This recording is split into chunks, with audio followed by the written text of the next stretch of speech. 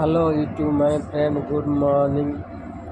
ମୁଁ ଗୋଟେ ଭିଡ଼ିଓ ମାଧ୍ୟମରେ କହିବି ଆମ ଓଡ଼ିଶାରେ ତ ଗୁଟକା ସିଗାରେଟ୍ ବିଡ଼ି ତ ବ୍ୟାନ୍ ହେଇଗଲାଣି। ଆମେ ବି ଗୁଟକା ଖଇନି ଆମେ ଆପଣମାନେ ଗୁଟକା ଖାଉଥିବା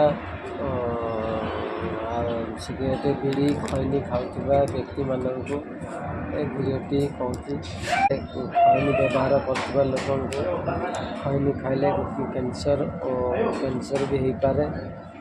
ଲୋକର ମରିବାର ସମ୍ଭାବନା ବି ଅଛି। ଆଉ ମୁଁ ବି ଖଇନି ଖାଉଛି, ଖଇନି ମୁଁ ବି ଖାଉଛି, ସ୍ୱାଗତ ଖାଉଛି। ଏବେ ଏମିତି ଓଡ଼ିଶାରେ ବ୍ୟାନ୍ ହେଇଯିବାରୁ ମୁଁ ବି ଖଇନି ଖାଇବା ଟିକେ କମ୍ କରିଦେଲି। ଯେଉଁ ବ୍ୟକ୍ତି ଖଇନି ଖାଉଥିବା ବ୍ୟକ୍ତିମାନଙ୍କୁ ଏଇ ଭିଡ଼ିଓଟିଏ ଖଇନି ଖାଉଥିବା ଏବେ ଆମ କମ୍ପାନୀରୁ 100 ମିଟର 200 ମିଟର ଦୂରରେ ଆଉ ଗୋଟେ ଆମର ସେଟା କେଉଁ ଲାଇନ୍ ମନେ ପଡ଼ୁନି, ଛେନାପତି ବିଲିରେ ଗୋଟେ ଜାଗା ଆମର ଭୁବନେଶ୍ୱରରେ ଅଛି। ଛେନାପତିର ପିଲାଟା ଆମର ପ୍ଲାଇବୋର୍ଡ଼ କମ୍ପାନୀରେ ଏଠି କାମ କରୁଥିବା ପେଟରେ ତା'ର ଖଇନି ବିଡ଼ି ସିଗାରେଟ୍ ଗୁଟକା ସେଇ ସବୁ ଖାଉଥିଲା। ଖାଉଥିଲେ ଆଉ ତାଙ୍କର କେଉଁ କିଛି ହେଲା ସବୁ ଏ ଯାକ ଫୁଲିକିରି ଚିହ୍ନ ସବୁ ଅଧିକା ହେଇକରି ଫୁଲ୍ ହେଇଛି। ତାକୁ ମେଡ଼ିକାଲ ଧରି ନେବାରୁ ସେ ମେଡ଼ିକାଲରେ ଡକ୍ଟର ଘୋଷଣା କଲା ଯେ ତାକୁ କ୍ୟାନ୍ସର ହେଇଛି ବୋଲି ଡକ୍ଟର ଘୋଷଣା କଲା। ଆଉ ତାକୁ ଡକ୍ଟର ପଚାରିଲା ଯେ ତୁମେ କ'ଣ ମଦ୍ୟପାନ ସେବନ କରୁଛ? ଆଉ ସେ ପିଲାଟି କହିଲା ଯେ ଗୁଟକା ଖଇନି ବିଡ଼ି ସିଗାରେଟ୍ ଏତିକି ପିଉଛି ଆଉ ମଦ୍ୟପାନ ବି କିଛି କରୁଛି ବୋଲି ସେ ପିଲାଟା ଏମିତି କହିଲା।